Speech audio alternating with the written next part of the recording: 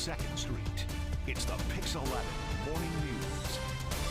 8:33, everybody. And a group of high school students who are part of the Boys and Girls Club of Northern Westchester went to Albany on a mission to fight for funds to keep their programs alive. I am so inspired by them. Yes. They spent the day at the state capitol meeting with lawmakers, advocating for thousands of dollars in funding, which was cut back for this year. So some of them are here with us this morning to tell us how it all went. They are joined by the CEO of the Boys and Girls Club of Northern Westchester, Alyzza Ozer. So great to have you all here.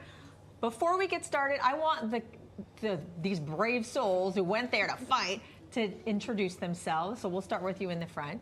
Good morning. Thank you for having us. My name is Grace Drosa. My name is Patrick Plessy. Thank you for having us. My name is Juan Lopez. Thank you. My name is Chelsea Gutierrez. Thank you. Great to have you guys. And I'm sorry, I didn't hear your name. Juan Lopez. Juan Lopez. Okay. Alyzza, let's talk with you first of Sure. all. Talk about how hard hit your organization was because of these cuts. Sure. So the Boys and Girls Club of Northern Westchester is celebrating its 85th year, serving kids 6 months to 18. It's approximately $2 million of a loss for the next 5 years.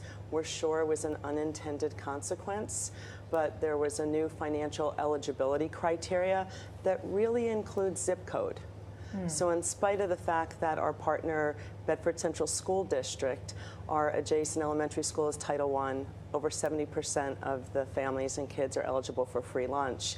Because adjacent real estate mean values were now included in the formula, we were no longer eligible. And it's not just Boys and Girls Club of Northern Westchester and Mount Kisco, it's youth-based organizations throughout the entire state. We're extraordinarily hopeful that our leaders in New York State are going to work in conjunction with us to find some kind of a solution. But families that are in poverty and or struggling with many different jobs, these kids need a place more than ever after school and shouldn't have to sacrifice based upon the fact that they have a zip code where some expensive real estate. Absolutely, right? And so I guess, and you led the charge here, going to Albany to get it done, right? And it could be intimidating to go to Albany. I've been up there, the halls are intimidating, then you have to get in front of the legislators and talk to them. So let me begin with you first and foremost, and what your mission was when you went up there and who you decided to go after. Our mission was really coming together to just represent an organization that's given me so much. This organization has given me real life skills that I haven't been able to necessarily get at school. And I've been presented with opportunities like speaking at community events, like the gala, or participating in Youth of the Year, which has really helped with my public speaking. Yeah. And has helped me become involved in my community, which is so important. And mentors at the club have really gotten to know me and helped me find a good fit for my post-secondary education. And because of that, I will be attending Bucknell University in the fall. All right. Congratulations. Thank you. I'm very excited. And without the club, I truly wouldn't be the person that I am today. And Chelsea, you're the youngest of the Yeah, group, I am. and it's really had an impact on your life as well. Yeah, most teens really struggle with mental health, and nobody really gets a chance or a safe place to really speak about it. And at the club with our wellness center, we have 2 on-site clinicians who have helped me, and I know so many other people at the club.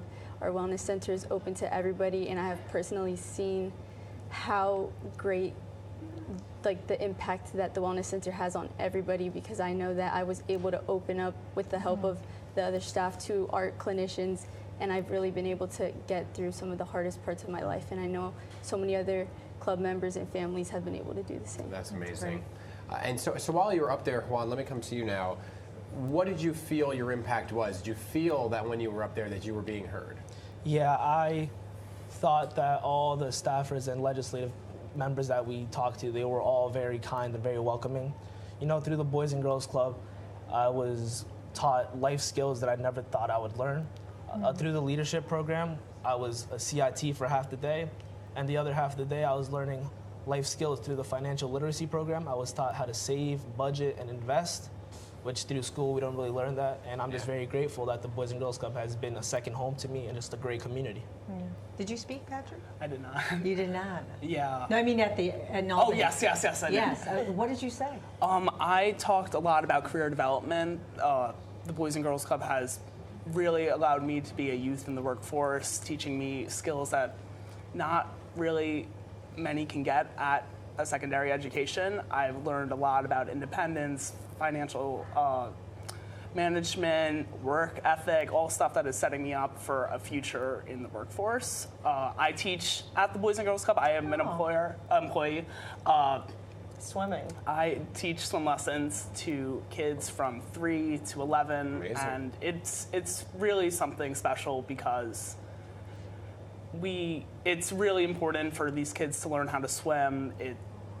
For kids under 6, drowning is the number one cause of death, and we really just want to make an impact to reduce that. Well, it's super impressive, and it's clear from the 4 of you just speaking right now how impactful the program is and how you are the future of everything, really. So I guess the question for you, 85 years of existence, what happens if you don't get the money? It's a very good question. I always try to be very, very positive and hopeful that we will work in conjunction with the community, and based upon our impact and our stats and the involvement, for the last 15 years, 100% of the high school students have graduated on time. Could there be private donors? And it could, of course. And the other part of this is, a good portion of our fundraising is private donors. Yeah. But what's so important about the state funding and government funding overall is not just the money that you get, but that you use it for matching purposes, right? So recently we were extraordinarily blessed to get a sizable grant from Mother Cabrini Foundation, which was fiercely competitive, specifically for our mental wellness program. And the reason that they gave it to us was really twofold. One, the impact, our on-site clinicians and the actual programming that's going on. In the last year, we just celebrated our 1-year anniversary with over 5,000 one-on-one sessions. But also, when you do get money from a government agency, there's that much more credibility. Yeah. So you can use it for matching, which then also makes the government that much more effective. Yeah. Because then you're working together. We all strongly believe that, private business, community organizations, community members, and the government do work together, and that's the best way to have stronger communities. Yeah. Well, your advocacy is very admirable, so congratulations on the work that you did. Thank Best you. of luck. Thank you. Please keep us posted on how things progress from here on. Thank you so very Yeah. much Thanks for listening again. to Thank us. you. Yeah, well, of Everybody course. has a voice. Yeah. Every Everybody has voice a matters. Every voice matters. Every age matters. So thank you for what you're doing too for the future. Keep us posted because we want to know the outcome. Okay. Thank you. 8:41, everybody.